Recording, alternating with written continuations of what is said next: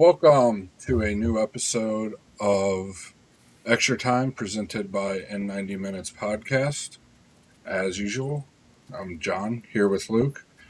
After a kind of a bipolar weekend Yeah.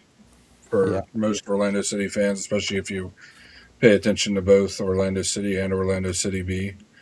Um, we'll also we'll touch on those two. We'll touch on the Pride a little bit because we didn't get to it in the main show. We just plain forgot to mention it, so we'll go over it a little bit here.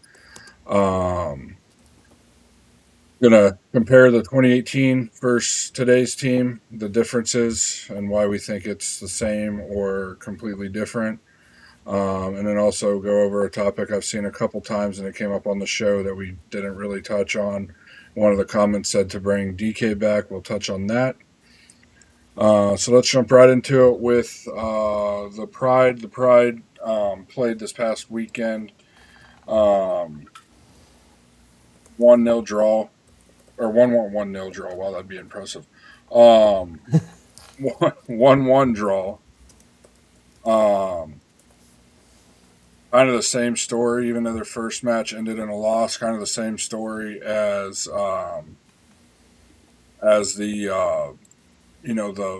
first match. A lot of shots on goal, but could only put one chance in.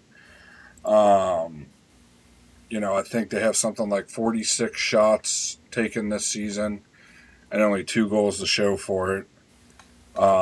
So didn't get to watch the game. I was busy Friday. Friday night I was busy. I couldn't get home in time to watch the match. They did play Denver Summit, which I believe is the new team this year in the NWSL, but from what I could tell, looking at the stats, looking at the highlights, pretty much the same story um, as it was most of last year.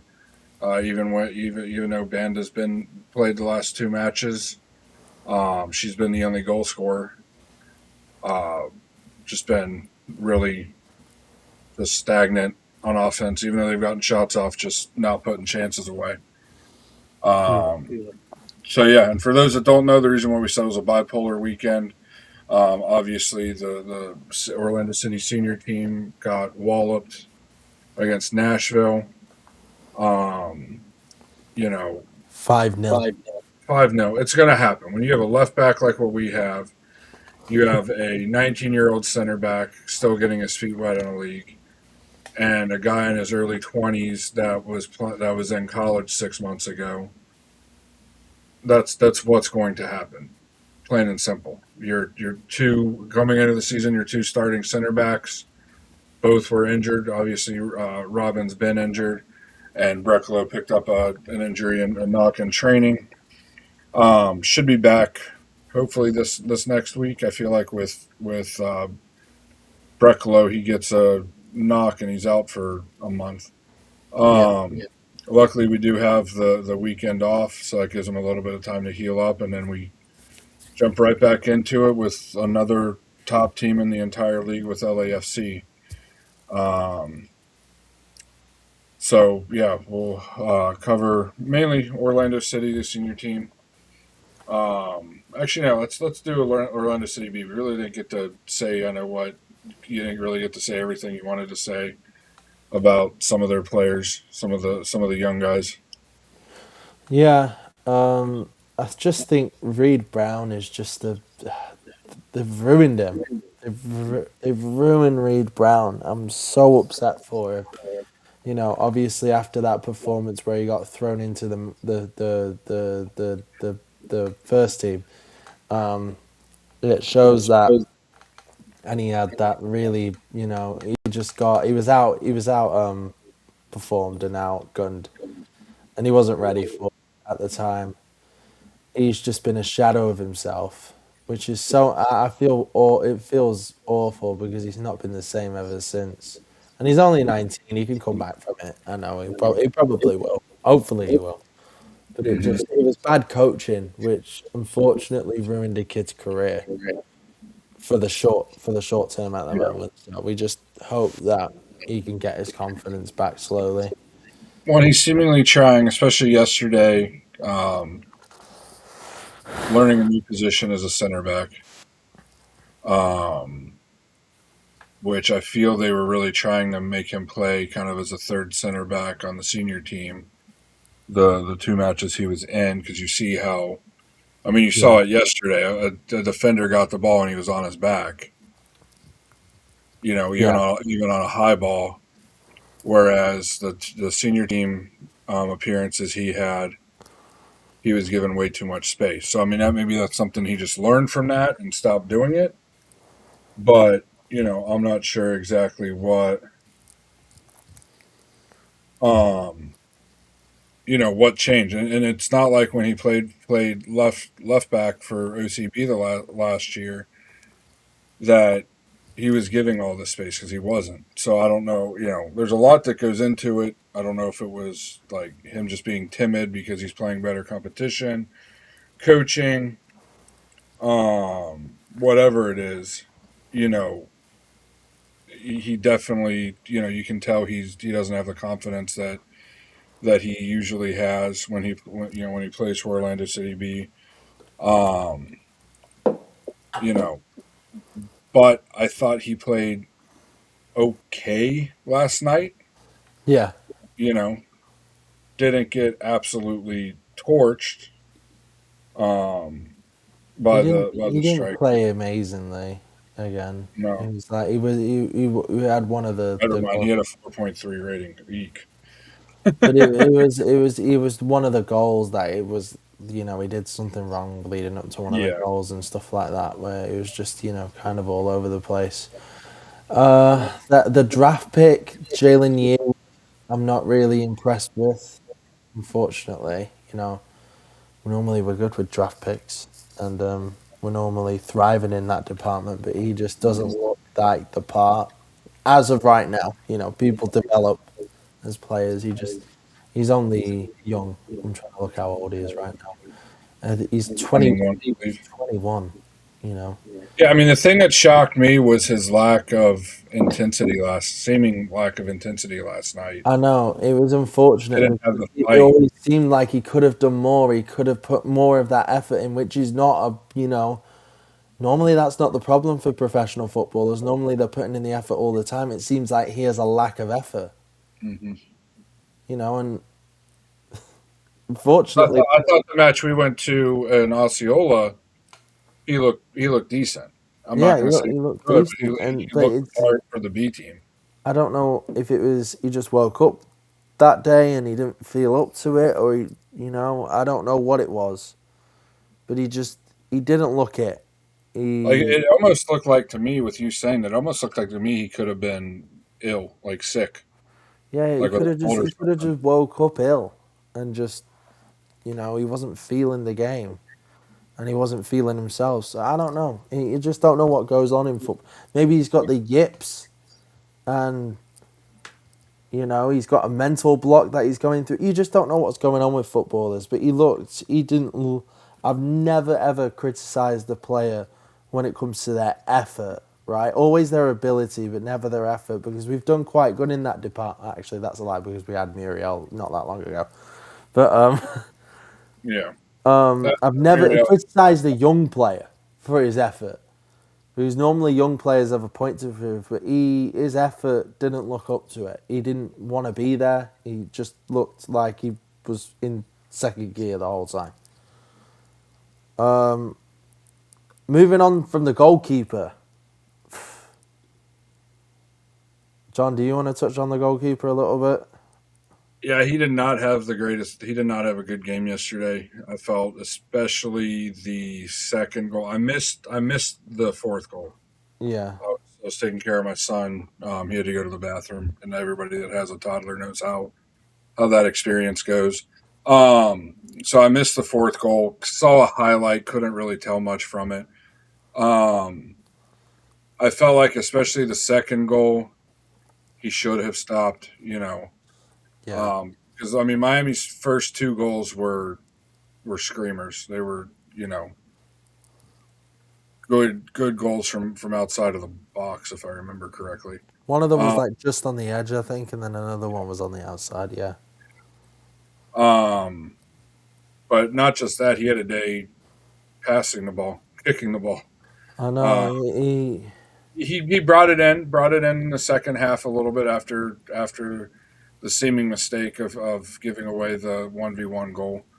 Um, did have the save in the shootout, very good save too. They tried to do a Panenka, the Miami player, and he was able to get a foot to it. He dove to his right.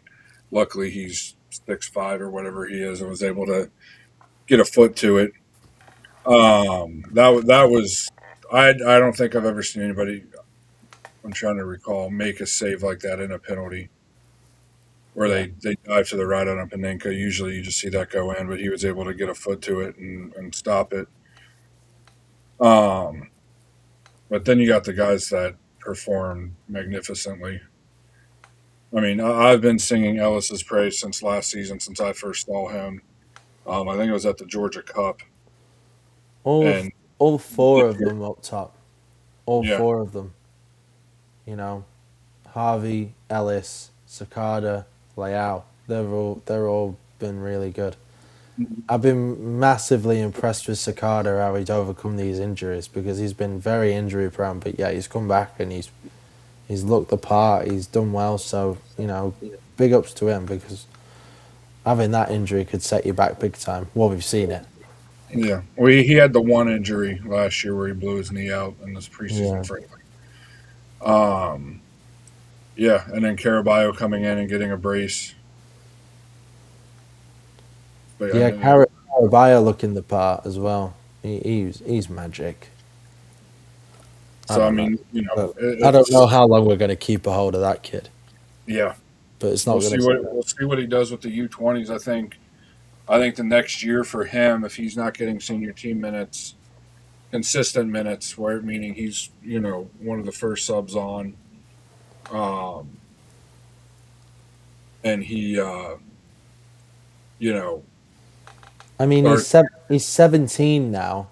He should be getting minutes. and he got a U20 call up. Yeah, It's, he's I don't but care what nation you play for. he's 17 now. He should be playing in the Yeah, first team. I don't care. I don't like the argument that he's not old enough. There's 16-year-olds playing in the Premier League. He's 17. He could play in the MLS. yeah, You know, Ellis looks magic. I was really impressed with Harvey yeah. Saragin. I was We've seen impressed with him him. 2 games. Both games. He He was incredible. he looks the part though. Like you know how somebody looks like a footballer. Sometimes they're too small. Sometimes they're too. You know. Sometimes they're too small. Sometimes they're too like they've not got enough muscle. Um, he's he looks like he's made in a factory for football. Like he's like the ideal height. He's 6'2". He's still got time to grow. He's still 21. He maybe could get to 6'3", and 6'3" is like a perfect height for Mm, football. He's a winger. You know, he's got a heck of a right foot. I just I don't know. He looks the part for me. And so does Ellis. Ellis looks the part, but he's still got. I think he could grow a little bit more, but he's only 18. yeah, So who knows where his potential is, like his ceiling. yeah. I mean, you saw Ellis's quality the entire the first 60 minutes of the Oh yeah, match. he was He was nuts. everywhere, dishing. Should have scored. Should have had a 2 goals and 2 assists yesterday. Um, but for some reason decided to go center frame both shots with no keeper. Yeah, that's nuts. But And that shows his that's his youth. immaturity, his youth. Yeah, That's his youth. You're not gonna have everything wrapped up at 18, aren't you? You're gonna make mistakes and you just hope that a player of his potential, he finds that mistake and he's like, well, he's beating himself up over it, and he's like, I should have done better, and he hmm probably go, and it's how you react afterwards. Maybe he goes out and he does the same thing again, or maybe he goes out and he does it different. That's the Well, deciding he factor of what overcame it makes. quickly because he quickly had the assist. Yeah. to Liao, and then had another goal and assist in the second half. Yeah, you just hope that you'll do all right. I'm just I'm dead upset for Reed Brown, fam. I'm gonna be honest with you. I can't. He got so stitched up in that game. I don't want anybody's career. I'm going back to him. I'm sorry. He just got so stitched up because he was like, there was no need for him to get thrown into that game. I know there was no other choice, but like, you've ruined him. You've ruined it. I'm not. I'm not. It's not a laughing matter. You've ruined him. He's a shadow of himself, and it's Mhm. obviously a confidence issue. Just, I don't know. You can't go back now. You just hope he can recover from it. But that's just poor coaching. You know, he should have got. Pereira could have got let go because now he's potentially ruined a good kid's career over what over a game. But getting 90 minutes can change a kid's career. Is there anything else we need to touch on? Caraballo came To back. talk about how the young guys came on Saturday, and seemed to really Gusky and Taifi came on. Gusky came on at halftime. Taifi came No, on, I was and on about with OCB. oh no, OCB no. That That's what was I that was was talking. That's what I was talking about was OCB. But uh, a lot of good young guys in that team still. yeah. Um, Gusky, Taifi, and Sukata came on Gusky. for the senior team on Saturday, and I thought played pretty well. Um, they obviously they didn't score, but I still thought Gusky again came on and provided that, or Taifi came on. Gusky came on at halftime because whatever happened, and late in the first half, I still would love to know what happened there. Um, between the official and Luis Otavio, where you Yeah, remember that he stopped the match and said something to him, and then Luis yeah. Otavio, I don't know what happened there. Would love to know. And then Gusky came on for him. Gusky, I thought, did really well. Tight, so we got a lot of young guys. They need to start getting playing time. I think Taifi should give it what at this point. What do we have to lose starting Taifi at left back? I don't think we've got anything to lose. He gives you something we don't have on the right. We already have. I guess Angulo would be inverted too, but So Marin's played 284 minutes. So hold on. He's averaging a 6.0 rating, which isn't if good. if that, consistently. He is consistent. He's consistently crap. Sorry, but he is. He's very consistent about being mediocre. And if you probably, what I'd like to do, because that foot mob has that mode where you can play, you can literally compare like for like player. I want to look at his like for like player career with Santos to see how similar they are. Because I bet you, if you do that, somebody do that and send it to us. Like the like for like career between Santos and Marin, because I guarantee they'll probably be a lot similar than what you think. Yeah, I mean, right Um, now you're looking. I'm looking at his stats. The only thing that really shoots off as a good positive as positives are his crosses, which aren't great. They're 33%. His aerial duels really not for a fullback, not a key stat. The thing that surprised me is it says he's been dispossessed 0 times, which doesn't surprise me because he just half the time kicks it off somebody's shin. and he doesn't have it. He doesn't have the ball either. Yeah. Um, then defending wise, his interceptions 1.27 per match, just above average. Possession one and final third 0.32, just above average for his position. Clearances, which when you're a team that's mainly defending, is going to be high anyway. Um, he's averaging a little over four, almost 4.5 there. And that's really, those are stats that you don't want to see. Now these are also stats, right? If you go onto his all time career, right, about whatever his career, and it comes to sorry, I've lost my head a little bit because this random split screen's come up, and I need to go back to where he was. Hold on, give me a minute. If you go over his Orlando career, Marin, you can see his performances and his ratings based on his performances and his whole thing. You can see that throughout his Orlando City career, what are the common denominators apart from one game of his higher rated games? What's that?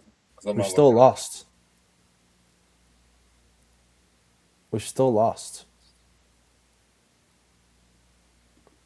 That throughout, he had like a 7.5 rating apart from Montreal, which we won, right?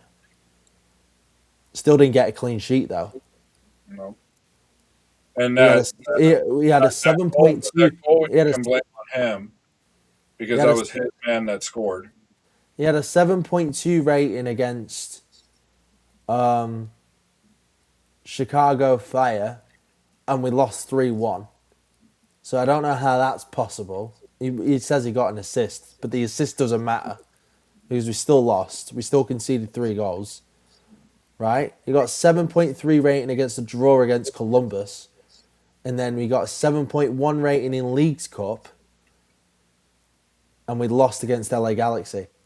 So all of that, yeah, he got good ratings, but he still lost. Still Hmm. conceded 2 goals. Still conceded 4 goals. Still conceded 3. So in my opinion, those are his lowest rated games because he played good, but he still lost. So he didn't play good. He's not good enough. He's not good enough. And I'm not going to sit here for the next probably half an hour and bash Marin because it's still a team No, I performance. mean it's not all his fault. It's not all his fault. Let's just say that it's not. A lot of the circumstances with the defense is, you know, kind of what I've said is our biggest issue is that we are so reliant on Janssen. Yeah, we're too And that reliant goes on him. back to the regime that was just let go, or the manager and his assistants that were just let go, and that's they let it be that way. They didn't bring anybody in. They didn't train anybody. Well, they did train somebody in OBC, and like I said on the main show, he made somebody one of Poppy's favorites look bad in training consistently. So Poppy didn't want to play him. Yeah, Um, so it's like a lot of everything we're going through right now. People want to try to blame Ricardo. Is he to blame a little bit? Could he have done a little bit better in a month of a transfer window trying to piece this team together? Yes, but our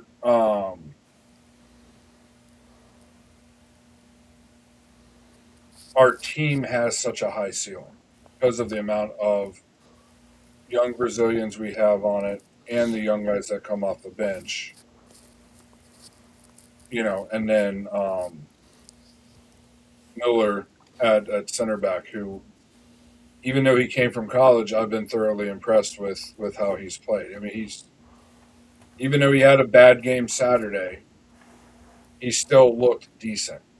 You know, when Brecklow's been in there with him, he's looked decent. There was the big change in the New York game of how our defense looked when he came in for Iago, and with yeah, that, Iago take out that New York game, he's looked pretty decent too. He yeah, looks like he's finding his footing a little bit as well. And then like you have Luis Otavio, who's 18, who is just going to continue to get better. You have Tiago, who's what is he 20? something That's like just that. going to continue to get better. Our expectations versus our potential are polar opposites. Yeah, That's what you're and that's saying. that's part of the reason why and I'm going to kind of change topics here a little bit. Why, when people say, "Oh, this is 2018 all over again," one, you look at the roster we had, just the names on it, and you laugh. Yeah. Um, and then you really look at, I know some people discredit transfer market because it's a guesstimation, an educated guesstimation. But when it comes down to it, you really and you study it a little bit, you really can't kind of get a grasp of what people will sign for unless they come on a free. Um, so I did a little research yesterday to see what the teams look like. And before I start this, people are going to say, "Well, inflation and transfers and all this." So in the MLS, the average salary of a roster is only up about 75%. Um, the incoming transfers is up nearly doubled. Um, but with that being said, you know, we signed 5 players in the offseason. We still only have 26 players on our roster. So all that being said, here's the graph I was talking about for those of you that are listening. I'll go over it. Um, Player with the highest value, 2018, was Lamine Sane, $4.6 million was his transfer market value. The 2026 roster, as of today, is Martin Ojeda at $9.2 million, and that's transferred from euros. I did a rough. I know it's about 1.15 is about approximately the transfer rate of euros to dollars. Yeah. Players without a value price on transfer market. 2018 is 8. This year is 2. Basically, that just means the guys without a value haven't played enough minutes on a professional team. So like R2 is Harvey and Ellis. I know one of the guys in 2018 that didn't have a value was Mueller. This is the big one for me that really kind of shows the next couple are really the ones that show me where we're at as a club. In 2018, our average roster age was 24, a little more than 24. This year, we're right at a year younger at 23. Now with Griezmann allegedly signing this week, that'll change a little bit, but that won't change too much. The average values of a player with a price listed on transfer market in 2019 or 2018, and mind you, that includes people that had um,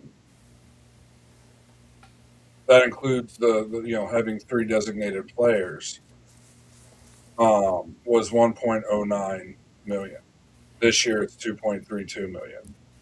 So that's worldwide. I forgot this beforehand. Worldwide, transfer values have went up anywhere between 50 and 75% since 2020.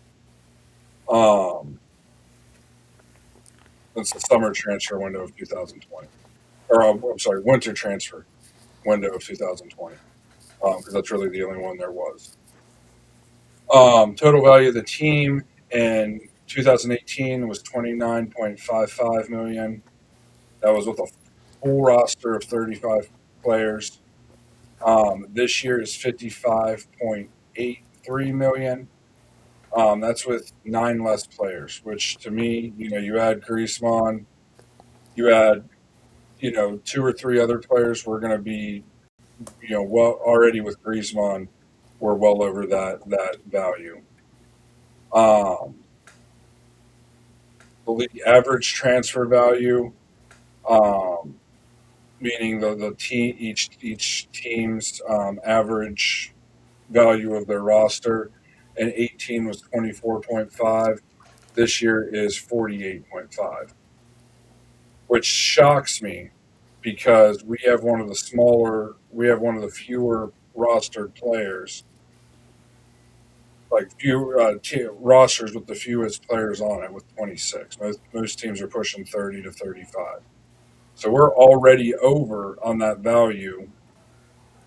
You know, our roster already is over what the league average is, which tells you we should probably be, you know, in the East, we should probably be somewhere between fifth and eighth right now if you just went purely based on that.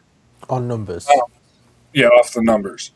And to me, those tell more than like stats and stuff like that because that tells, for the younger players, there's a lot of potential added into that.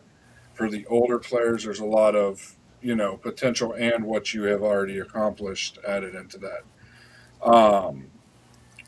And the other thing that's so different about 2018 to this year is 2018, we had hired our interim manager from the year prior.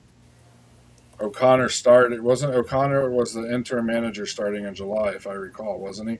Something We like didn't. that. We Yeah. didn't hire him right off the bat. He became an interim, and then in the Yeah. offseason, we hired him permanently, and then he was gone 6 months, 7 months later.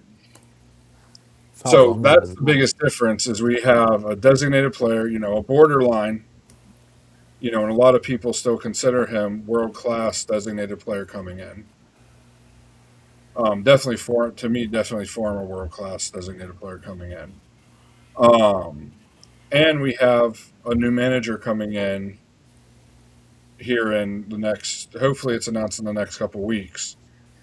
And we have that big stop, the 2 month stop, and that starts in May, ends in July, that we have for the team to kind of regroup for the second half plus a couple matches after the World Cup's over.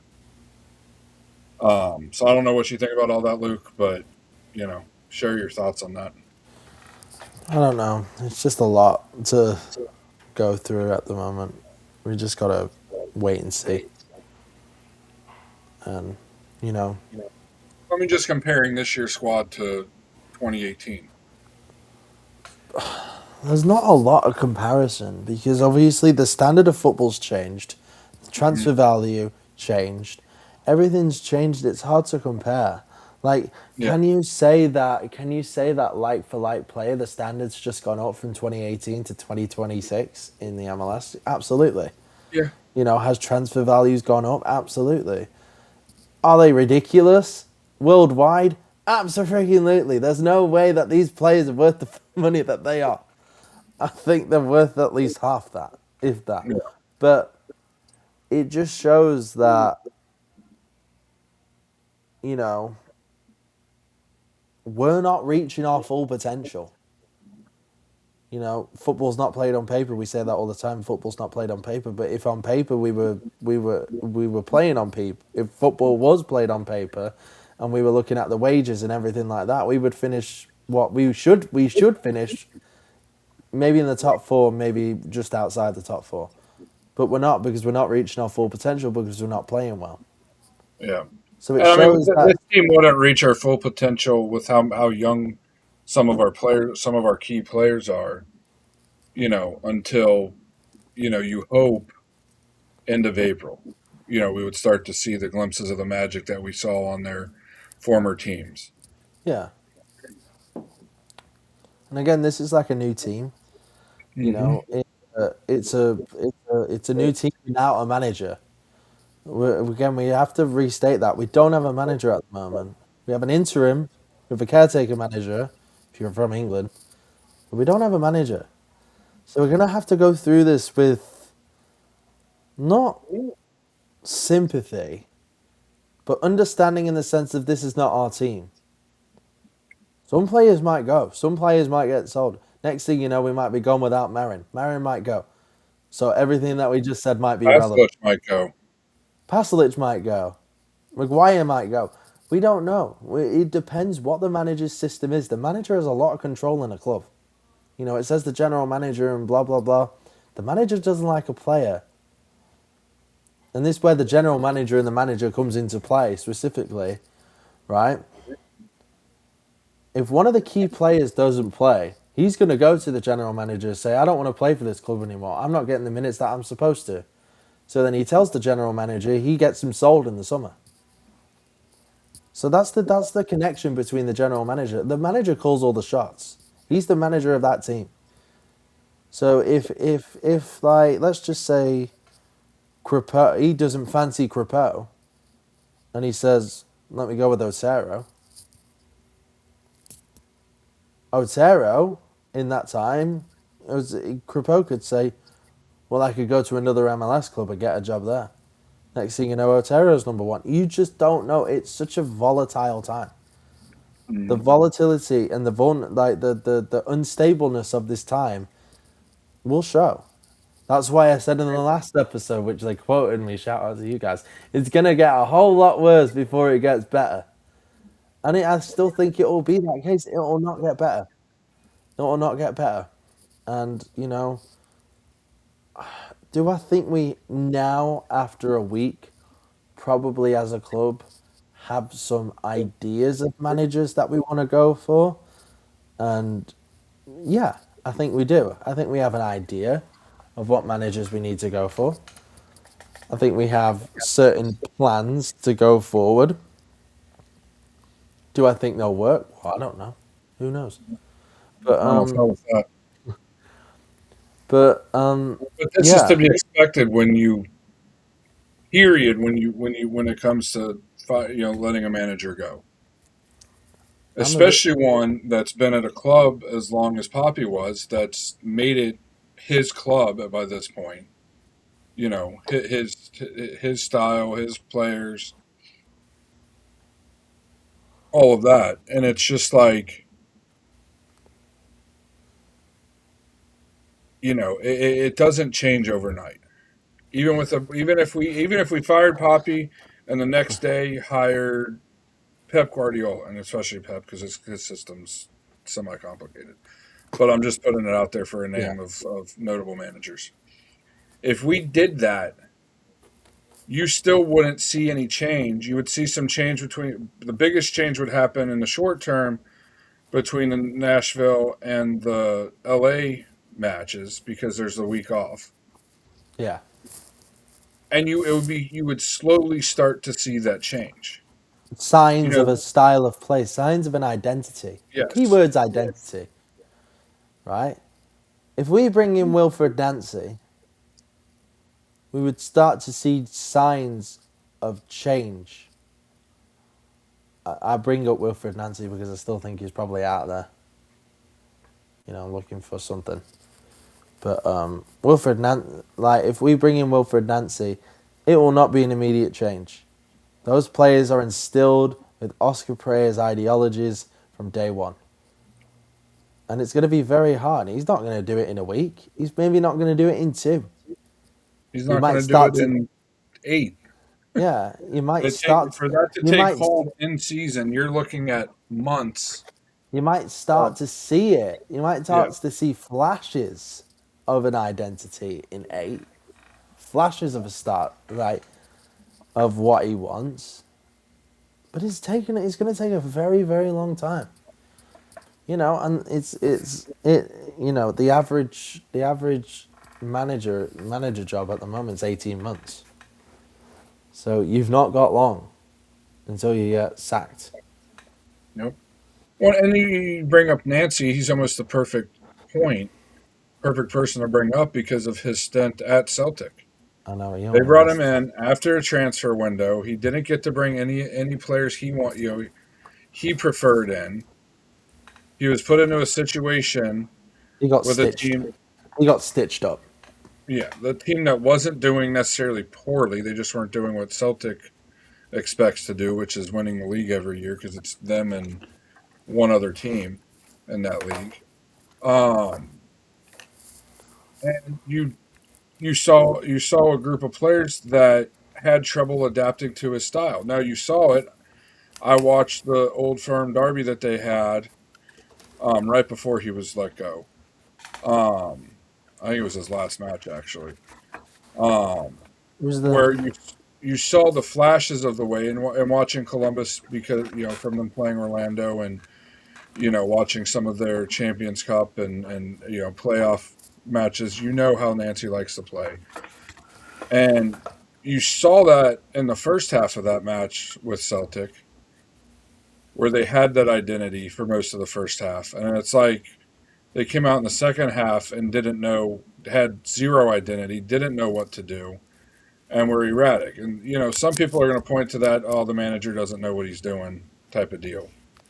But, you know, we'll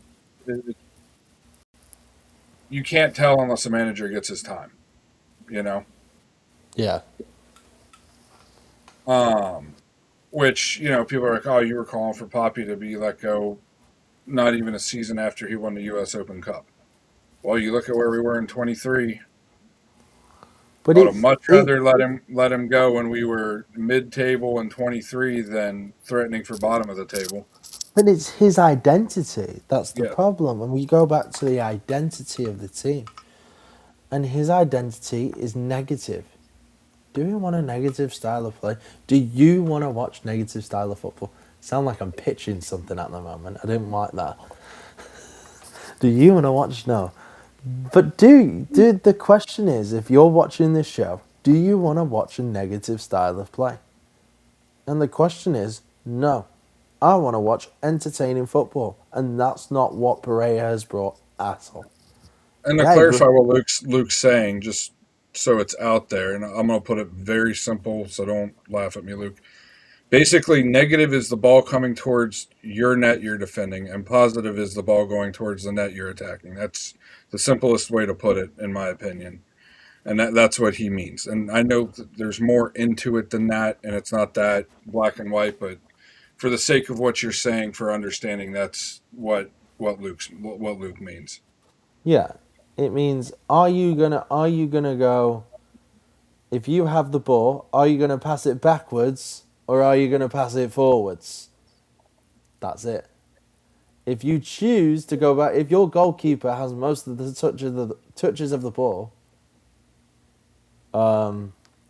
that's a negative style of play. Because your Yep. goalkeeper should not be touching the ball, unless he's saving it, unless there's some scenarios where but your goalkeeper should not have touches of the ball if you have the ball and there's all types of scenarios. What I'm The trying to keeper say, should almost never have more touches on the ball than a striker, in my yeah, opinion. yeah, and that should never happen, ever. That's a negative style of play. Also, kicking towards the wall in the second half. You lose it.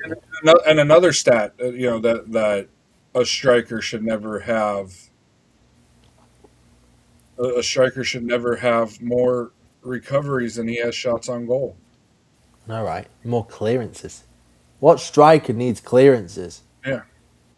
I don't want my centre back sitting like I don't want to be clapping about my striker, like about like Making a 40-yard recovery run. yeah, making a 40-yard recovery run, or he's sitting in the box heading the ball out from a corner, Like I don't want that. Nobody does. Nobody wants that, right? And that's the problem. Is that's what was going on. We used to see our strikers in the box when we were defending. That's the problem. I want to see my striker sitting on the halfway line. It's a negative style of play. That is a Yeah. negative style of play. Yep. Positive style of play or an attacking style of play is your strike is when that ball goes loose, when the opposition has a corner and we gain the ball, we are attacking like no one's business. We are a threat going And forward. attacking like no one's business isn't sending a long ball downfield hoping your player making a 75-yard run gets on the end of it. No, it's about playing attacking football. Everyone's involved. You're number 10, you're number 9, you're number 7, you're number 11, whatever you want to call him. Like, yeah, your right wing, your wingers, your 10 and your forward is all involved, attacking, playing great football, and then you go score a goal. Mm-hmm. And you should be playing like that all the time. Your attacking players should be out of breath the amount of time they're attacking. not your defenders. Yeah, So that's a positive style of play for you. definitely. Little subsection. What is attacking style of play? Because I know we haven't seen it in a very long Oh, time. Luke, for those that don't know, Luke and I could probably take up the next, which we wouldn't because it's late at night when we're recording this. We could probably talk 6 hours about attacking football. And how we don't I mean, need we, this. we took up, what, a half hour at a time last show talking about the positioning of the back line when the Yeah, opponent has the ball at I midfield. know, right? Um, doesn't necessarily mean we're right in what we're saying, but yeah, I mean, and David calls it exciting football. It's got 100,000 different names for it. And to me, it's about whether you're being, you know, proactive or reactive. And Poppy's system is very reactive instead of proactive. Especially, I understand on the road being a little reactive because you're on the road, you traveled, the other team's in front of their fans, so they get that little extra boost and all that. But still, at a point, it gets to be when you're playing a lesser team or a team that should be lesser than you and you're on the road, you still need to be that proactive team. You need to take it to them. Perfect example is what Nashville was at home, but what Nashville did to us. How many times have we seen us go up 1, 2 goals, and then we just sit back and take on the pressure?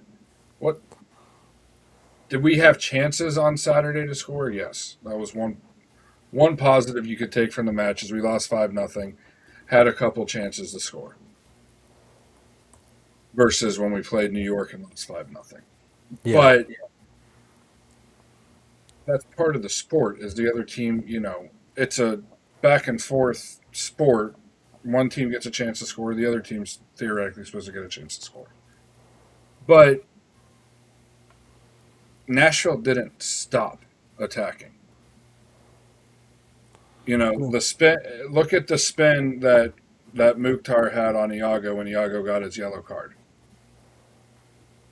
If any of our players that we've had the last 4 or 5 seasons got that and they were up, were they up 5 by that point, I think?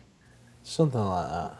Got the ball in that position, would they have made that turn or would they have immediately knocked it back to one of the center mids? They would have. No, I can almost promise you they would have knocked it back to center mids. Look at how Facundo's playing for Austin right now versus how he played with us. I saw some highlights from their match the other night, Yeah. and I saw also some posts about him on social media about how he's playing in Austin. See It's that? night and day. Facundo would get the ball with us, and there'd be one player marking him, and I don't ever recall, especially his last season, don't ever recall him seeing driving at a player. See, look, I'm looking at Take them off. stats here, right? And I'm not really a stats person. I don't like stats. I love watching football and seeing it for myself, but I couldn't get to see the whole game. But Maguire had 16 touches during that entire time he played because he only played 59 minutes. Iago had 69 touches of the ball. Now there's a disparity, there's a clear contrast, and then there's a contrast. Of course, his centre back might get more touches on the ball because he's playing and he's not under pressure and stuff like that. But that is a massive, massive difference. He shouldn't have 5 times the amount or whatever it is. Yeah, you maybe could have like one has 20 and one has like 35 or whatever, something like that. But that's like 16 to like 69 touches is nuts. And it shows that he was busy, like, all over the park, Iago. Which shows how much, like, your centre-backs shouldn't be busy. Your centre-back should be chilling on the beach somewhere. Which I will say against a club that has the quality that Nashville has up front. Yeah. Kind of like you alluded to, the center backs are probably going to have more touches. They're trying, especially somebody like Iago, who's a physical presence in the middle, tall guy. They're going to be trying to send balls in the air to Surge because he's a taller guy and such. But yeah, that disparity shouldn't be there. And it's yes, is it managed by a different guy? But it all funnels back to one person who is managing the team for the last six Yeah, plus this seasons. this is the identity. This is the Orlando City. And remember when we had like ID patches, those City ID patches. Should have had like a negative style of play one. Like that would have been great. Bus on it. Huh? It's a bus. Person kicking it backwards. Us losing a coin toss every week. I don't know. So yeah, I mean that kind of brings me to something else I wanted to kind of touch on tonight was it irritates me. And I'm not saying I know everything. I feel like I know a decent amount about our sport and understand a decent amount about our sport. Always willing to learn, always willing to hear different opinions. I mean, last week Luke and I disagreed on whether Perelman has a chance to stay or not. I now agree with Luke. Because of what I saw on Saturday and what I saw against, adding to what I saw against Montreal, that step that's supposed to be taken from one match to the other with a new manager wasn't there. You saw a lot of players revert back on Saturday to their old habits. But Exactly. the amount of people on social media that say things, and maybe they're just saying it for a reaction, kind of like I did about Nashville Stadium being quieter than an empty church, because it really was for a good period for a good portion of the match. It was very quiet. I understand when it gets to be like 4 or 5-0, it being a little more quiet. But when they were up 2-0, there was a good 2 to 5 minute stretch that I was like, nobody's making noise here. Um, but and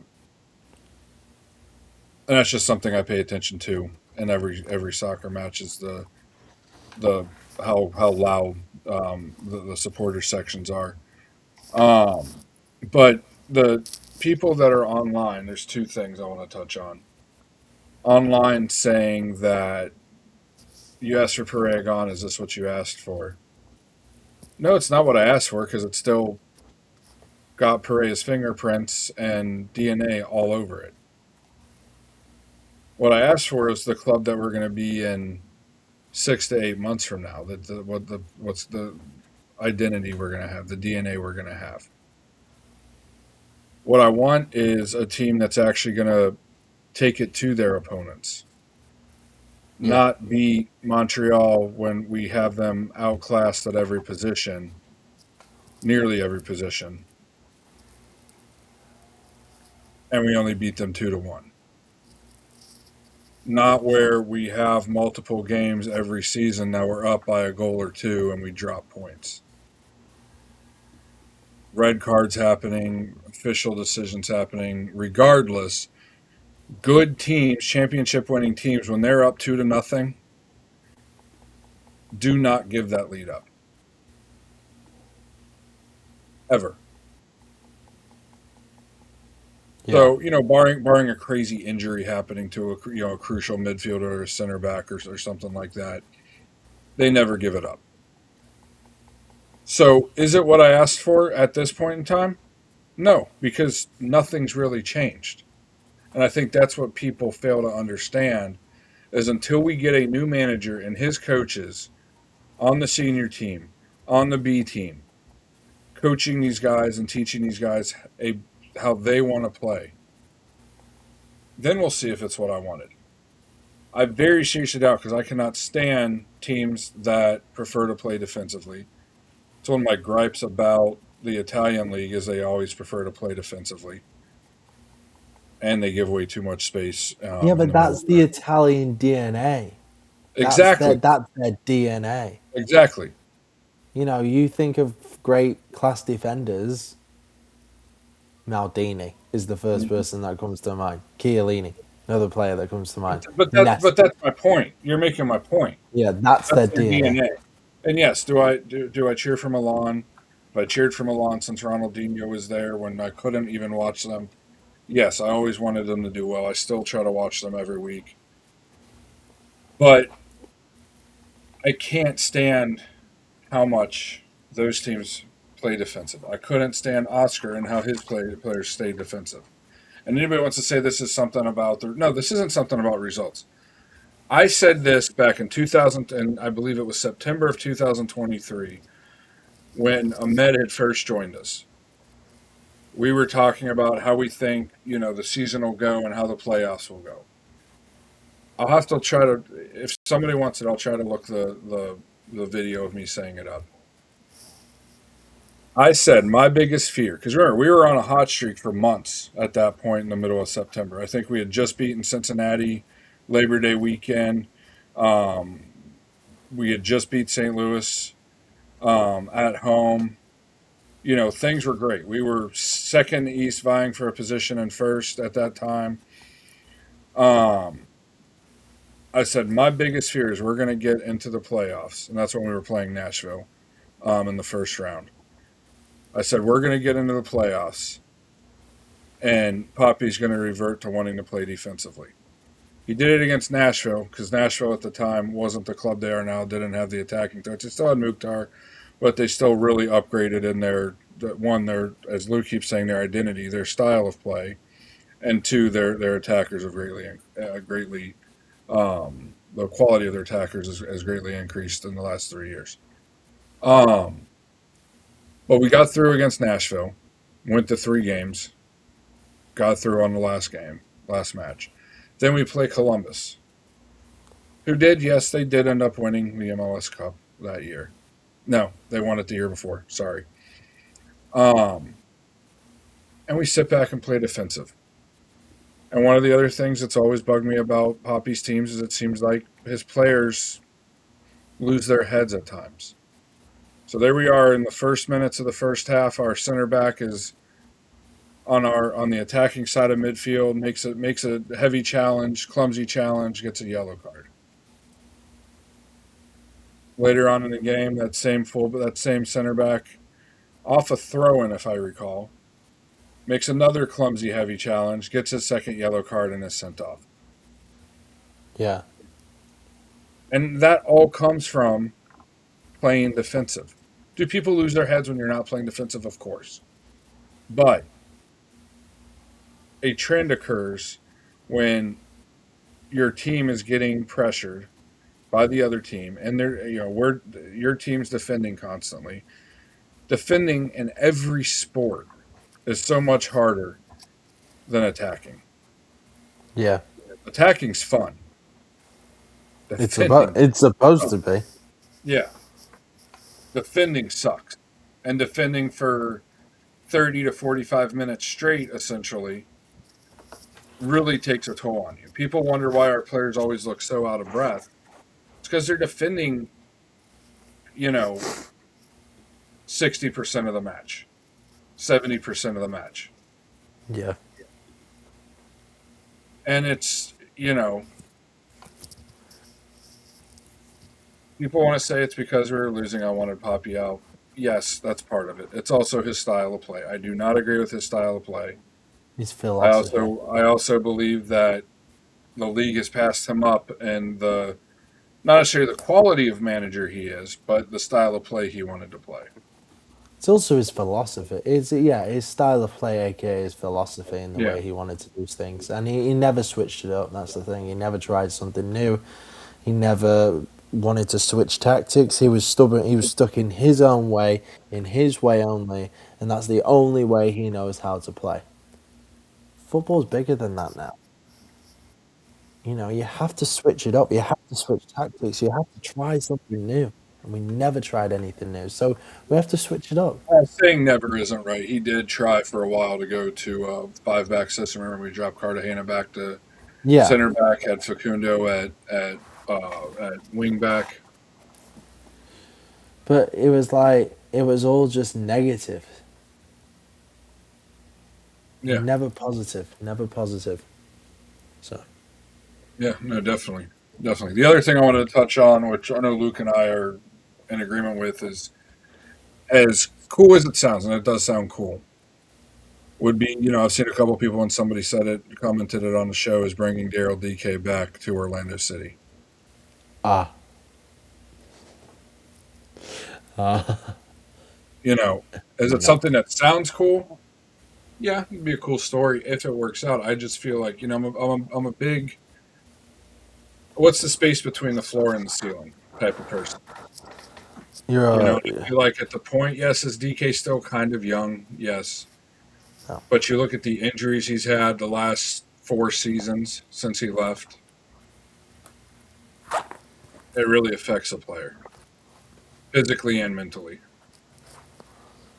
He went from a everyday starter to, the third to fifth option off the bench so far this season.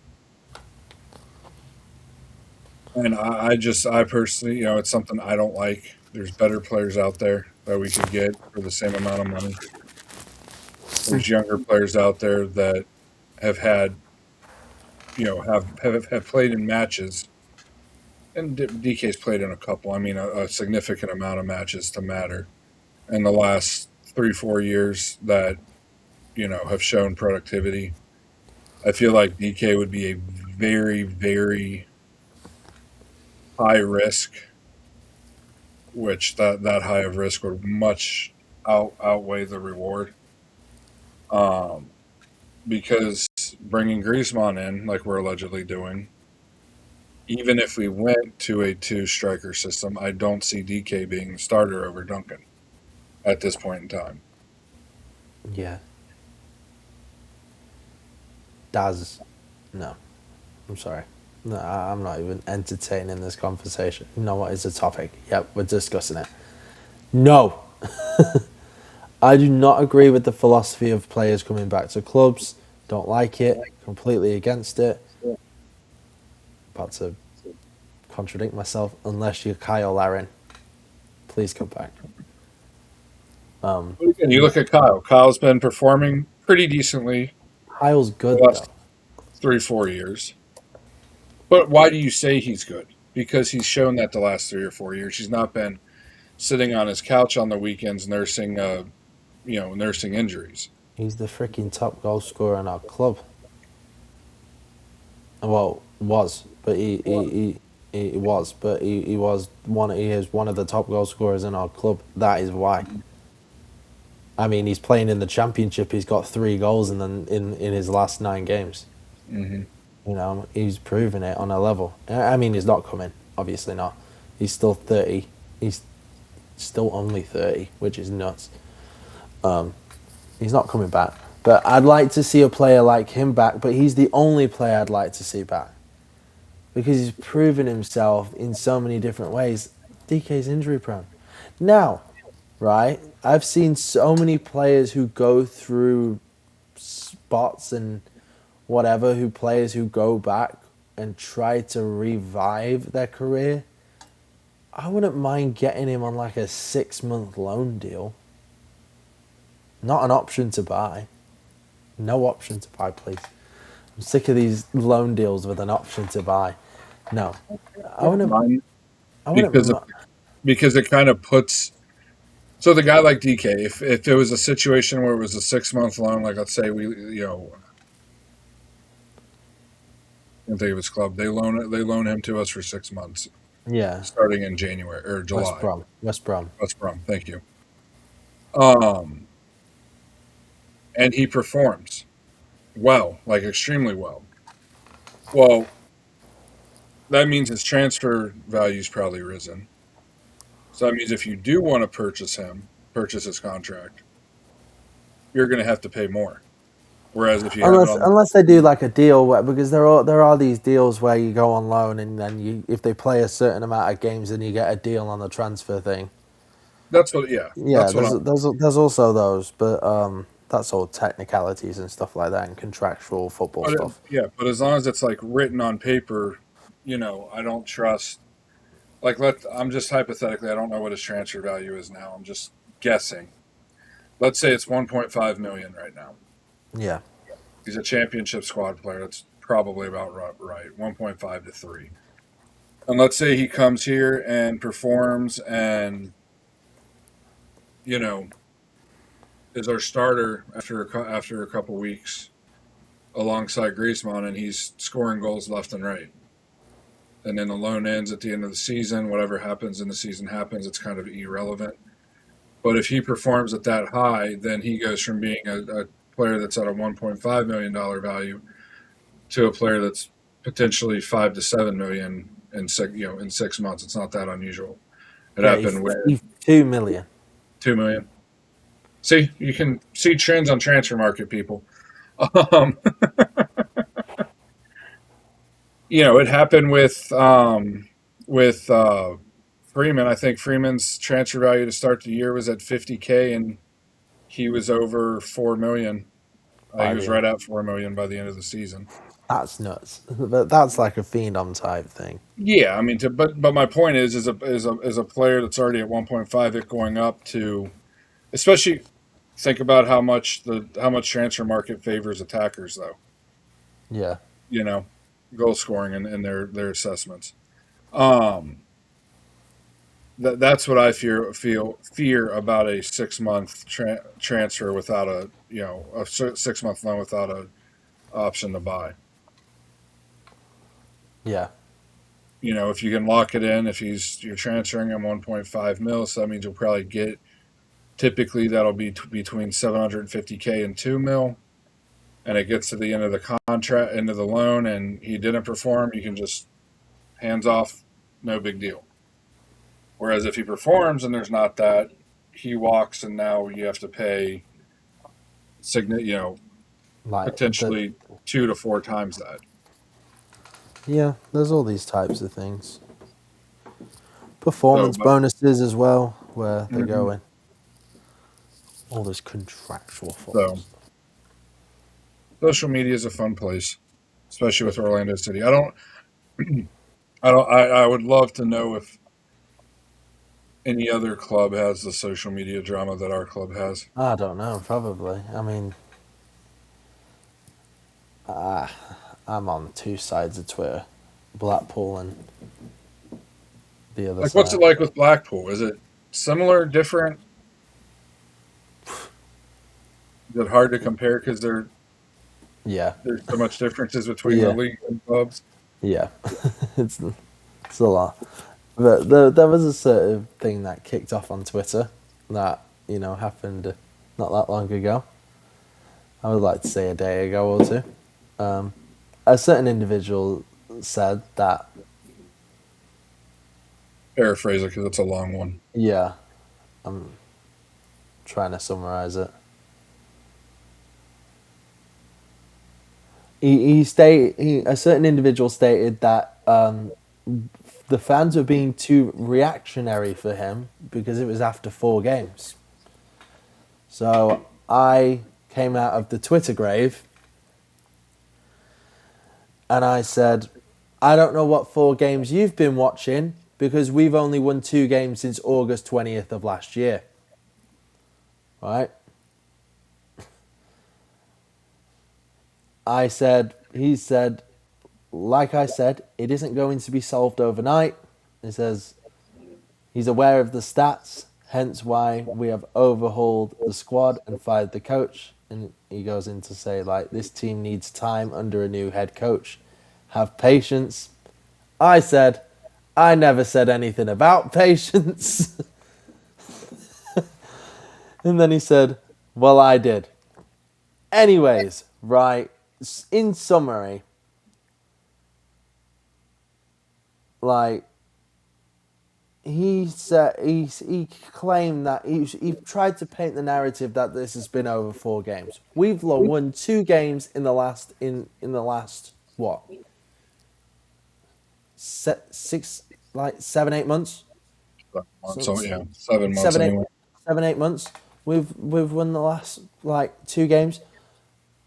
This is like, how are you saying like it's too reactionary for people when we've won 2 games? It's like you're so nearsighted in what you're thinking, right? You're so tunnel vision. You're so short sighted that you can't see the bigger picture. The bigger picture is that is it. We've won 2 games since August. Hmm. 2 games since August. Yeah. That's a crisis. So if you can't see that, then that's just mental. You know, I don't get it. I don't understand the defense behind it. If this was in any other country, they'd be gone. They'd also just be, they wouldn't even get to that point. They'd be sacked before the season even started. So, yeah, that's all I have to say on it. Yeah. I mean, if it was a new manager and it was 4 games, you could see it like a new full time manager, Yeah, not an interim or a caretaker or whatever you want to call it. But the fact that this has been a thing over, and I know we didn't play 2 of those months, 2 and almost 3 of those months, but still, like, and to me, it goes even further back. Do we have a decent run, an okay run in the League's Cup? Yes. But you go and you look how we bowed out of the U.S. Open Cup. yeah. Got ran off our own pitch by a bunch of squad players from Nashville. They didn't even play their starting lineup. Look how we played against Red Bulls. Got peppered by a bunch of kids. Hmm. We literally got peppered by children. Yeah. No, more recently, yeah. Like they literally had to go to school the next morning. That's how it is. Hmm. So it just shows that this was not over 4 games. Over 4 games if that's the narrative you want to paint, good for you. You know.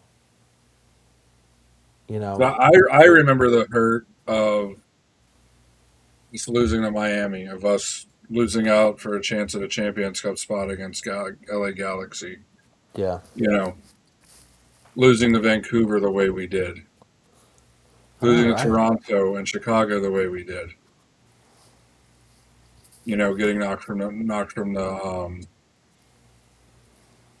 out of being able to compete in the playoffs by Chicago. Yeah, and it's just like people, you know, they know the game, but they don't understand the game. There's If that makes sense. yeah. That I perfectly understand that. There's knowing and understanding. Everyone knows football. A person who watches the Orlando City, no, a person who watches the Orlando Magic, or basketball, or American football, or lacrosse, knows football. But do you understand football? Do you watch it? Do you try to avidly engage in it? Do you watch it outside of the game? Do you try to tactically know what's going on? Are you trying to learn the rules of the game? People can say they're a fan. I could say I'm a fan. But am I Mhm. avidly engaging in understanding what this It's team's like doing? American football. Do I love watching American football, especially the Ohio State Buckeyes? Yes. Do I think I played 1 year in high school. My eligibility ran out for soccer. Went and played that for a year, but not enough to where I understand the intricacies of that sport. It's like the people that like watching golf, and because I played at a fairly high level for golf, and for about 2 years I did. For those that know how the handicap system works, I got to a +2 and change. I don't remember at this point. I just know it was a +2, meaning better than par was my handicap, basically. Um, and people, watch golf, and even those that play it, and I'm not saying this negatively, the weekend warriors, the intricacies of the difference between playing just on the weekends and playing in a tournament, preparation aside, playing in a tournament and the mental wherewithal and all of that is just it's draining. Honestly, that's why I ended up quitting. I got burnt out on it. Yeah. Um, and it's and to me, and I'm not. It's hard to compare golf and soccer, but that's my comparison because I did do a lot of reading and still continue to read articles and stuff, coaching articles, um, about tactics of soccer and philosophies on how the game's played and all of that. Um, read Pep's both of Pep's books. The what is it, like the Art of Pressing or something like that, and then I forget what the other one was called. Read that, but so I've done the reading. Luke's going through to Coaching get license. coaching licenses, and there's a lot. I'm just trying to give credibility to what we're saying. We're not trying to come here and sound like know-it-alls that we know better than the coaching staff, and we know that we don't want to come across as know-it-alls, or that we stick our No. nose up at people. But it gets to a point that I feel like it's gotten to, that we've been a club for long enough. A lot of these fans and supporters have been fans and supporters of Orlando City, and part of it's the American aspect of it, where it's more entertainment than it is overseas.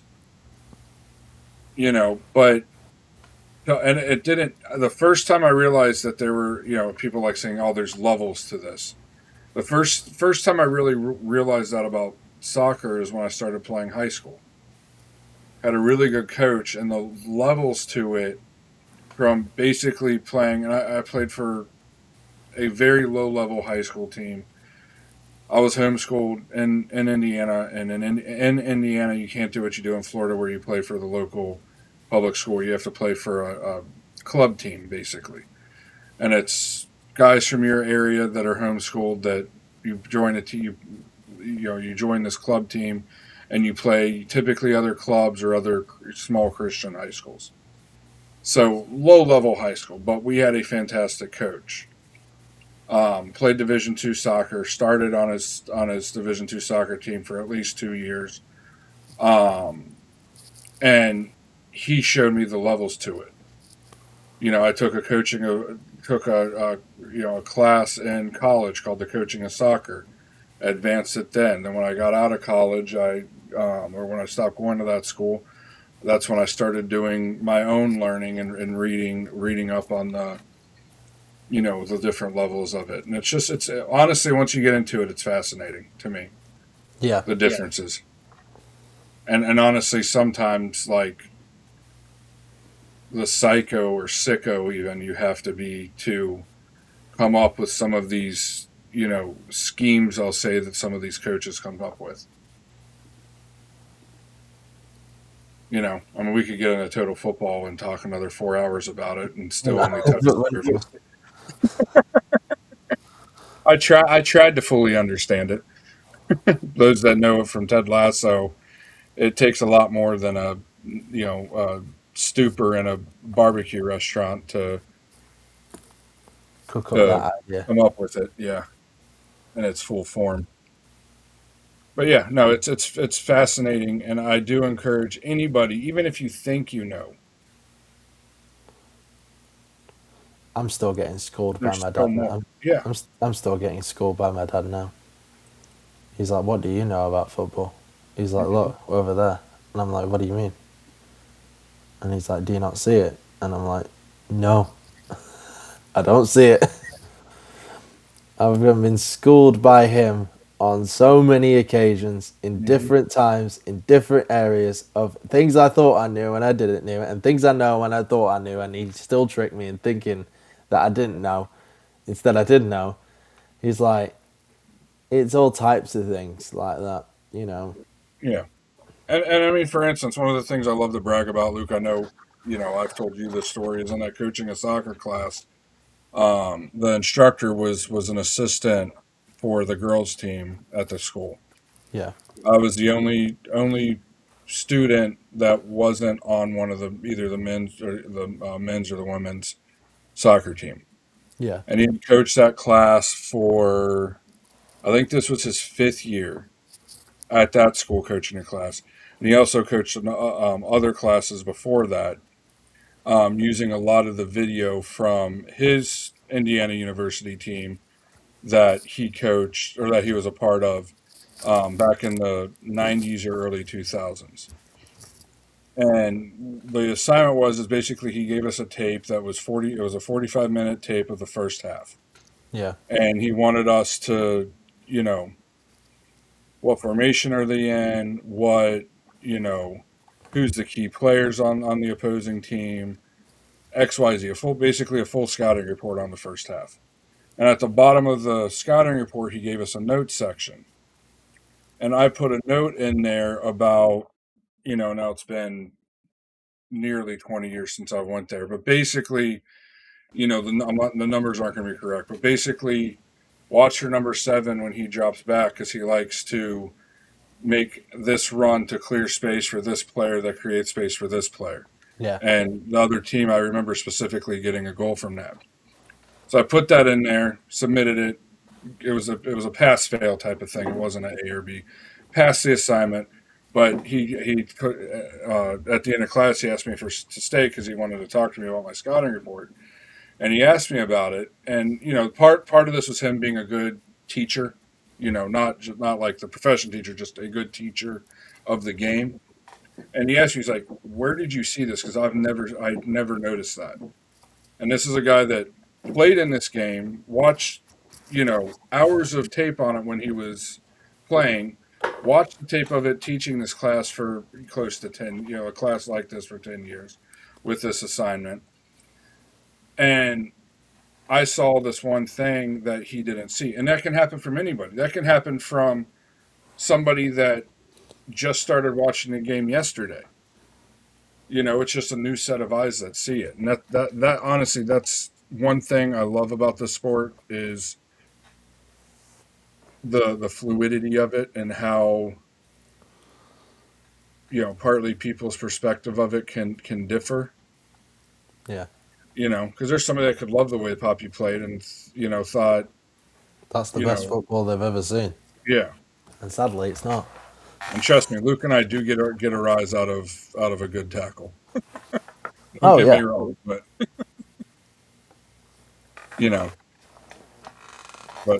Luke and I just love this game. But I'm just tired of seeing our fans make our club and our supporters look bad by saying silly things like, "You wanted Poppy out. Is this what you wanted?" That's what that whole rant comes down to. I'm tempted to say, yes, this is what I wanted. I wanted them to lose. Finish bottom. Which isn't. That's not what anybody, me nor Luke or any of the other 3 guys that are on the podcast want to happen. We want this team to win. We want us to lift the cup every year. Trust me, this sucks. I know. This sucks having to hear it from Nashville, who we've done pretty well against until last year. I'm struggling. Both of my teams are bad. I'm struggling out here. I thought this was the team I was supposed to put my hope in. Apparently not. See who we hire as a coach. See who we bring in the summer. Hey, we do have the, what are they calling it? Sprint season next spring. Just spring. We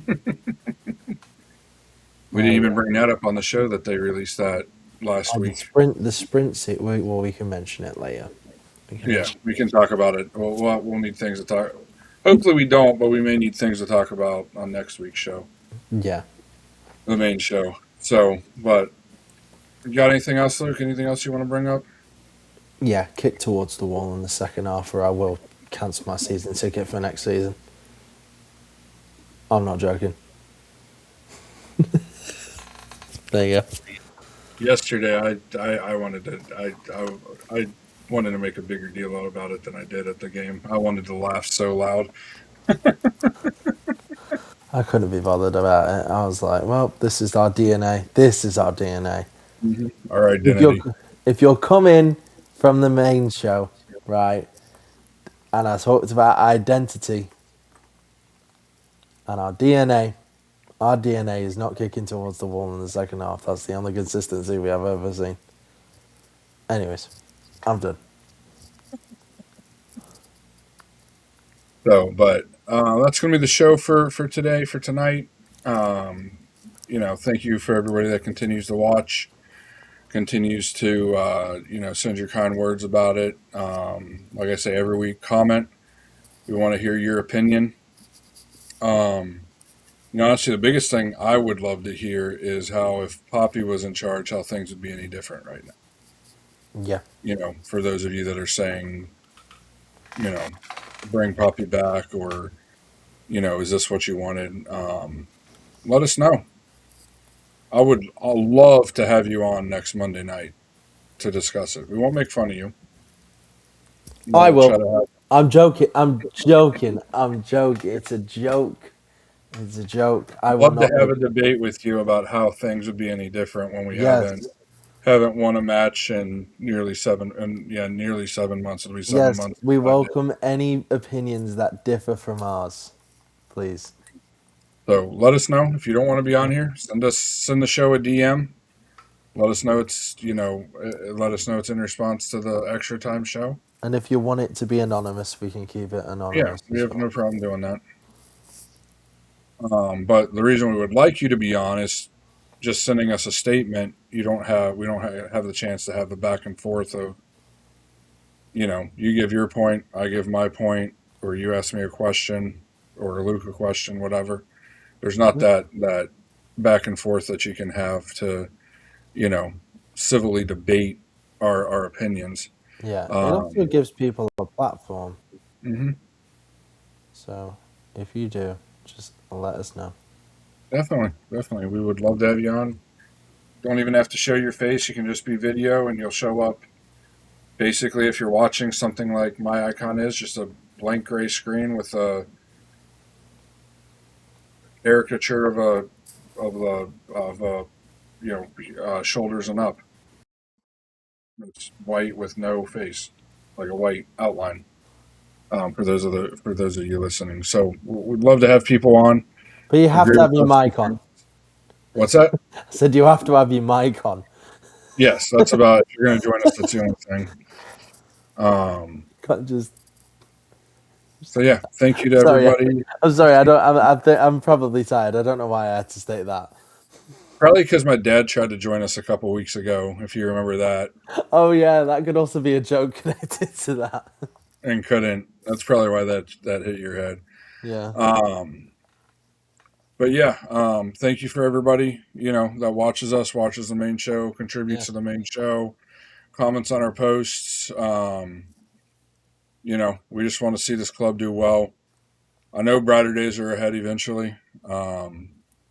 Look how quickly it turned around after the 2018-2019 season. 20, we made a good run. 21 made the playoffs first time with a full season. 22 won the Open Cup. 23 had a good chance. 24 should have made it. And then last year and this year, unfortunately, so far. So a lot can change.